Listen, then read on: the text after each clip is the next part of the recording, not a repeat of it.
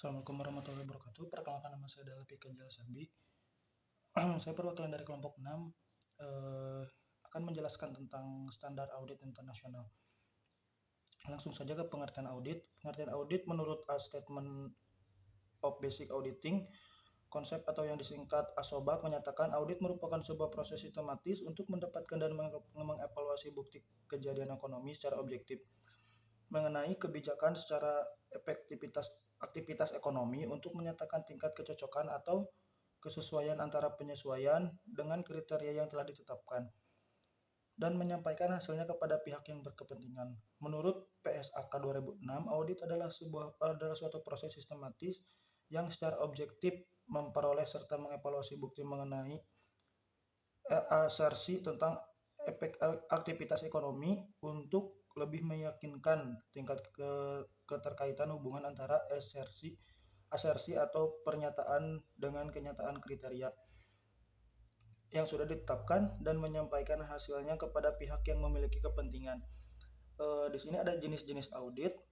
Menurut Sukrisno Agus 2004 menyebutkan 3 jenis audit yang umum dilaksanakan, antara lain operational audit atau pemeriksaan operasional atau manajemen, compliance audit, audit ketaatan, financial audit, audit atas laporan keuangan. Menurut Sukrisno Agus 2012, tinjau dari luasnya pemeriksaan, maka jenis-jenis audit dapat dibedakan atas: 1. Pemeriksaan umum general audit, 2. Pemeriksaan khusus special audit. Sedangkan berdasarkan kelompok atau pelaksanaan audit dibagi menjadi 4, yaitu auditor eksternal, auditor internal, audit pajak, dan audit pemerintah. Tujuan audit atas laporan keuangan oleh auditor independen menurut Ikatan Akuntan Indonesia adalah untuk menyampaikan pendapat tentang kewajiban dalam semua hal yang material, posisi keuangan, hasil usaha, perubahan ekuitas, dan arus kas sesuai dengan prinsip akuntansi yang berlaku umum di Indonesia.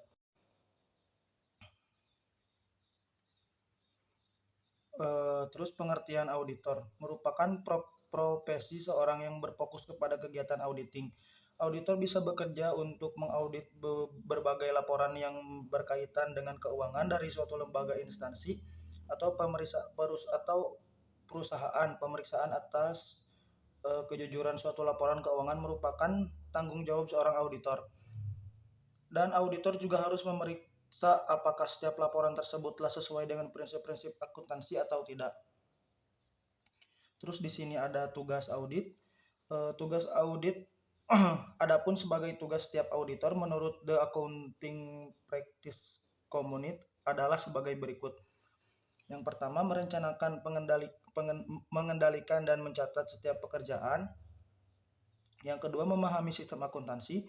Yang ketiga, mendapatkan bukti audit agar mampu memberikan kesimpulan secara rasional. Yang selanjutnya, memastikan dan mengevaluasi pengendalian internal serta melakukan compliance test.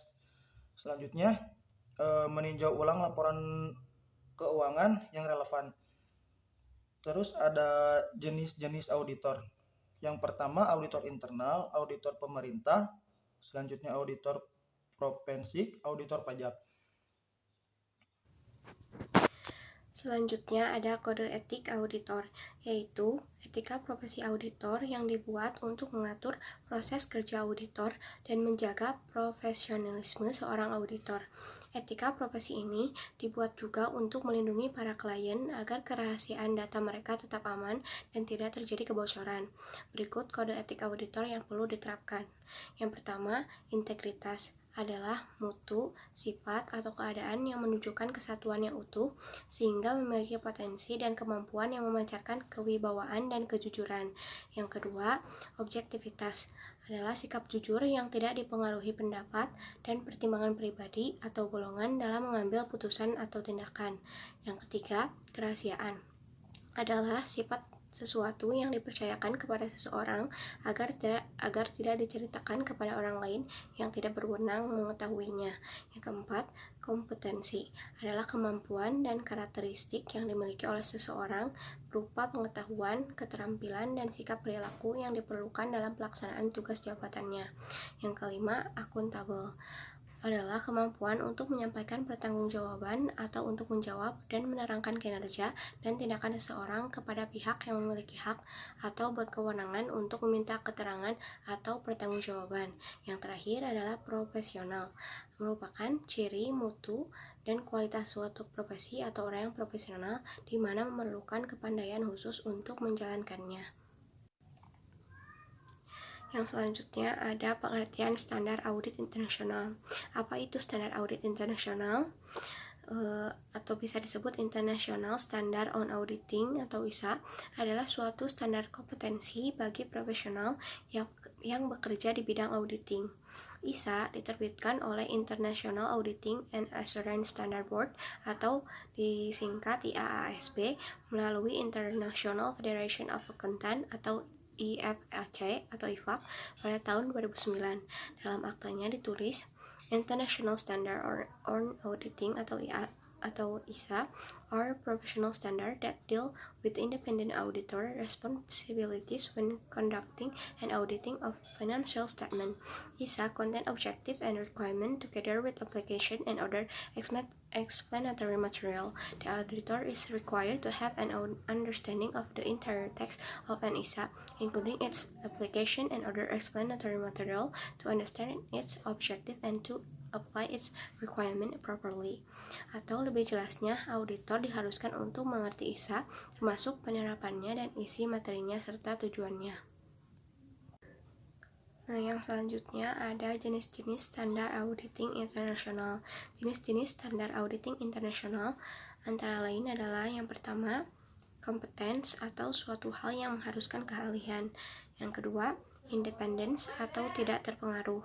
Yang ketiga, do professional care atau tingkat keprofesionalan. Yang keempat ada adequate planning and proper supervision. Maksud dari standar yang satu ini yaitu sebuah pekerjaan harus memiliki rencana yang sangat baik. Yang selanjutnya yang kelima, ada pemahaman yang memadai atas struktur pengendalian intern. Yang keenam, ada bukti audit yang kompeten. Yang ketujuh, financial statement present in accordance atau sesuai dengan prinsip akuntansi. Yang kedelapan, konsistensi in the application atau harus konsisten. Yang kesembilan, ada isi laporan harus dipandang memadai dan mencakup semua hal. Yang terakhir, yang ke-10, yaitu expression of opinion atau pendapat yang sesuai. Yang selanjutnya ada sejarah standar audit internasional atau bisa disebut juga International Standard on Auditing, disingkat ISA, merupakan standar audit terbaru yang telah diadopsi di Indonesia. Adopsi ini dilakukan untuk memenuhi jawaban atas Statement of Membership Obligation and International Federation of Accountants. Per 1 Januari 2013, akuntan publik wajib melakukan audit atas laporan keuangan emiten berdasarkan standar yang baru ini. Aplikasi ISA diwujudkan melalui revisi terhadap standar profesional akuntan publik atau bisa disingkat SPAP. Sementara itu, Profesor Indra Bastian menerangkan kesulitan penerapan ISA di Indonesia, yaitu menekankan bahwa ISA membaik, akan tetapi dibutuhkan kondisi-kondisi tertentu agar lebih siap diimplementasikan. Ia juga menyarankan agar membuat ISA lebih user-friendly untuk Indonesia. Selanjutnya ada struktur dan sistematika ISA atau International Standard on Auditing. Yang pertama ada introduction atau pengantar, yaitu informasi tentang tujuan, lingkup, dan pokok bahasan dari ISA tersebut, hal-hal yang diharapkan dari auditor. Yang kedua, objektif atau tujuan, yaitu pernyataan yang jelas mengenai tujuan auditor secara menyeluruh atau overall objective. Untuk mencapai tujuan tersebut harus memperhatikan ISA yang lain. Yang ketiga, ada definition atau definisi, yaitu mencantumkan istilah-istilah yang berkenaan dengan hal-hal yang dibahas. Yang keempat, ada requirement atau persyaratan atau ketentuan, yaitu setiap tujuan didukung oleh penjelasan mengenai persyaratan yang diwajibkan. Kewajiban dinyatakan dengan frasa the auditor shall atau auditor wajib. Yang kelima ada application and other explanatory material, yaitu petunjuk untuk melaksanakan persyaratan atau kewajiban. Yang pertama ada menjelaskan lebih tepat, yang kedua ada mencantumkan pertimbangan-pertimbangan, yang terakhir ada contoh prosedur. Yang keenam ada appendix atau lampiran, merupakan bagian tidak terpisahkan. Tujuan dan maksud digunakan suatu lampiran dijelaskan dalam batang tubuh ISA. Selanjutnya ada perbedaan standar audit internasional dengan standar profesional akuntan publik. Diketahui banyak perbedaan antara ISA atau International Standard Auditing atau SA versi Indonesia dan GAAS di Amerika atau SPAP versi Indonesia. Menurut AICPA dan menurut Lindbergh dan Stanford bahwa terdapat 5 perbedaan yang signifikan, antara lain yang pertama, dokumentasi prosedur audit. Secara konseptual bahwa dokumentasi prosedur audit antara SPAP dengan ISA atau standar audit berbeda. Biasanya periode retensi penugasan audit kurang dari 5 tahun sejak tanggal laporan auditan atau tanggal laporan auditan kelompok perusahaan. Sedangkan pada SPAP bahwa periode retensi paling sedikit 7 tahun. Yang kedua, ada pertimbangan kelangsungan usaha atau going concern. Ketika mempertimbangkan apakah suatu entitas berkemampuan untuk melanjutkan kelangsungan usahanya di masa depan. ISA tidak membatasi paling sedikit 12 bulan, sedangkan SPAP membatasi hingga 12 bulan setelah akhir periode pelaporan. Yang ketiga, ada penilaian dan pelaporan pengendalian internal atas pelaporan keuangan.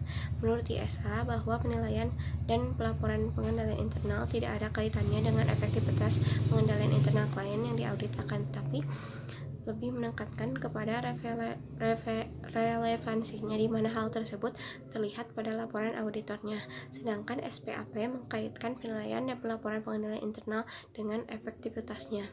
Yang keempat, ada penilaian dan respon terhadap risiko yang dinilai. ISA mensyaratkan prosedur penilaian risiko tertentu agar diperoleh suatu penilaian yang lebih luas mengenai suatu entitas dan lingkungannya, tentunya dengan tujuan untuk mengidentifikasi risiko salah satu material, sedangkan SPAP tidak sekomprehensif ISA. Yang kelima, penggunaan auditor lain untuk bagian suatu audit. Dalam penggunaan audit pengganti atau auditor lain, ISA tidak mengizinkan auditor utama menggunakan referensi hasil audit daripada auditor lain, sedangkan SPAP memperbolehkan auditornya mempunyai opsi untuk menerbitkan laporan audit yang dikatakan sebagai Division of Responsibility. Dengan kata lain, merujuk kepada laporan dan kertas kerja auditor lain atau sebelumnya dalam laporan audit yang diterbitkan. Perbedaan standar audit lama dan standar audit baru. Perbedaan isi standar yang baru dengan yang lama adalah standar ISO 19011 terbaru dapat digunakan untuk proses audit di perusahaan yang mengadopsi berbagai sistem manajemen atau multiple management system. Sedangkan standar audit yang lama hanya mengakomodasi proses audit ISO 9001 dan audit ISO 14001 saja. Dengan standar ISO 19011 terbaru, auditor terbantu secara optimal dan memfasilitasi proses audit sistem manajemen perusahaan yang terintegrasi. Standar auditing yang lama memiliki 10 standar yang ditetapkan dan disahkan oleh Institut Akuntan Publik Indonesia, yang terdiri dari standar umum, standar pekerjaan lapangan, dan standar pelaporan beserta interpretasinya. Isi dari ke-10 standar tersebut yaitu yang pertama, standar umum. Proses audit harus dilaksanakan oleh seseorang yang memiliki keahlian dan pelatihan teknis sebagai auditor. Seseorang auditor harus mempertahankan dan mengedepankan sesuatu yang berhubungan dengan independensi dan perikatan. Dalam pelaksanaan audit dan penyusunan laporannya, auditor wajib menggunakan kemahiran ilmunya secara profesional dengan cermat dan seksama. Yang kedua, standar pekerjaan lapangan. Pekerjaan mengaudit harus direncanakan sebaik-baiknya dan jika digunakan asisten harus disupervisi dengan semestinya. Pemahaman mengenai pengendalian intern harus diperoleh untuk merencanakan audit dan menentukan sifat, saat, dan lingkup pengujian yang akan dilakukan saat mengaudit.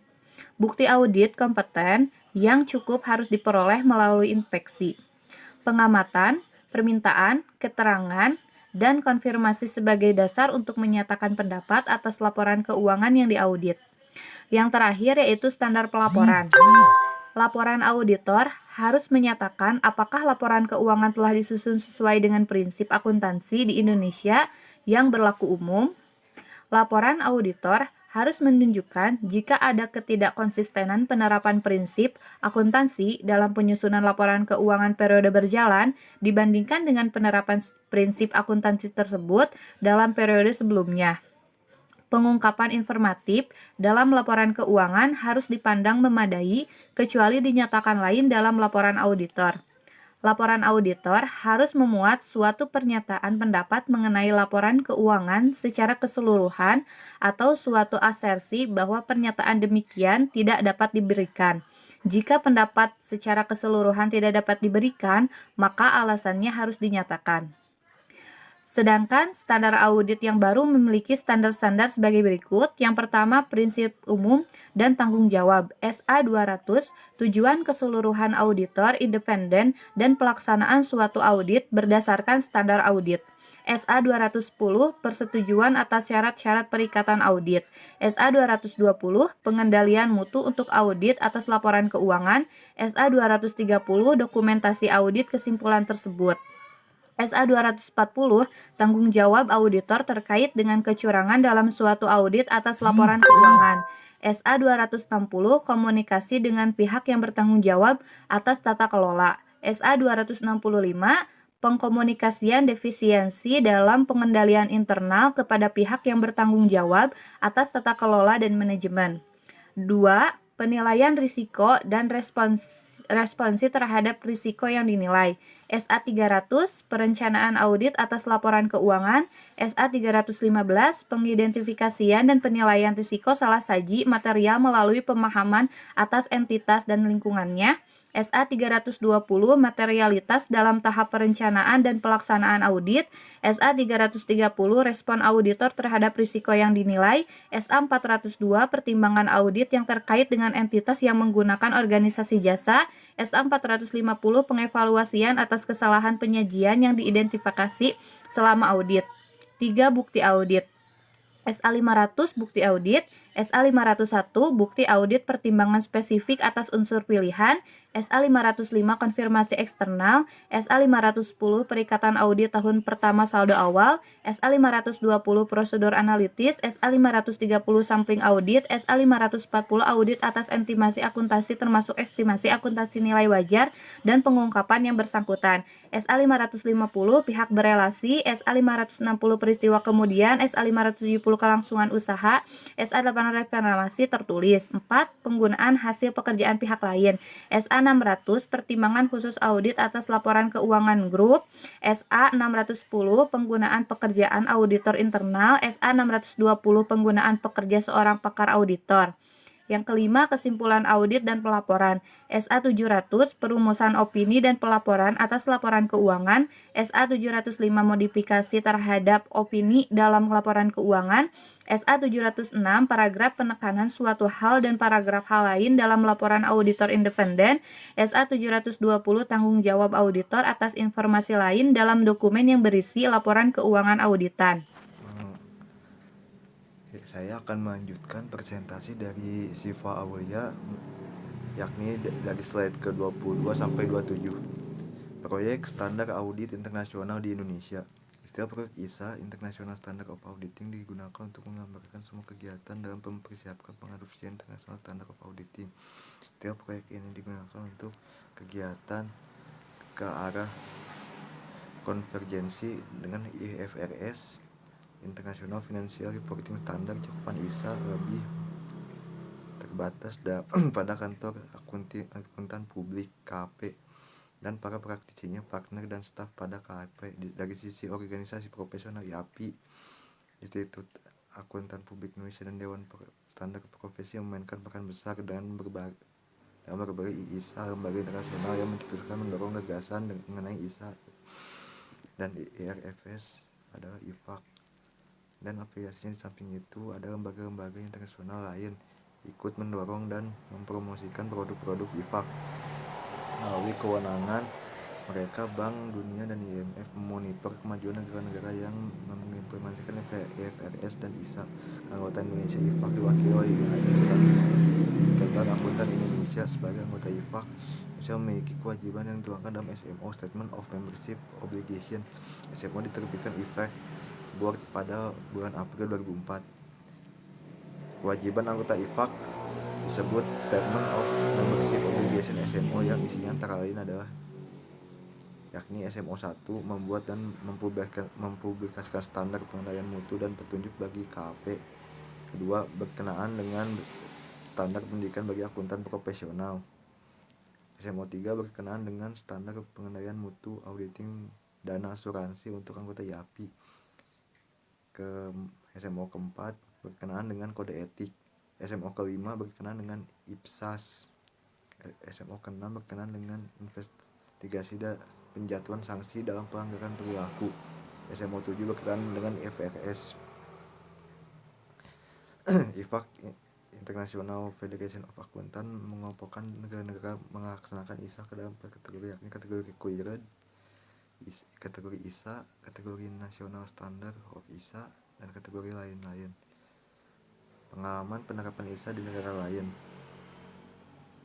Dalam penerapan standar audit internasional ini terdapat hambatan-hambatan berdasarkan pengalaman negara lain, diantaranya sebagai berikut. Kesalahpahaman mengenai sifat, tidak ada atau minimnya mekanisme yang tepat, tidak sejalannya standar internasional dengan kerangka hukum di negara tersebut,